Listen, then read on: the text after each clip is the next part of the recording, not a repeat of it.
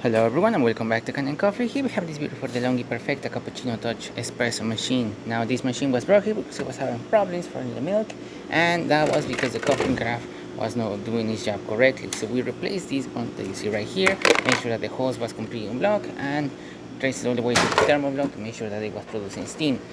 We also replaced this side panel, and as you can see it's broken.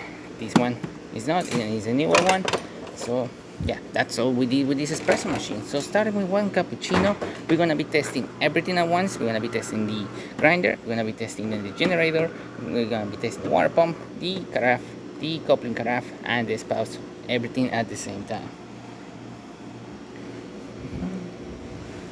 So right now the machine, what it's going to do is going to produce steam, and that is going to siphon, that steam is going to siphon the milk substitute that we have here. This is milk cleaner. It's going to work just as milk, and as you can see, it's frothing it pretty good, looking really nice,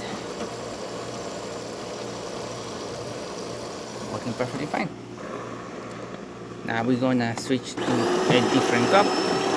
That way we are going to be testing the spouts of the machine.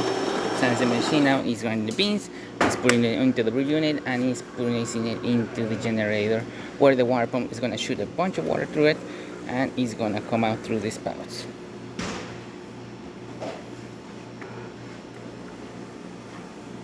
And as you can see, nice steady stream coming out of the machine, looking really great, excellent color,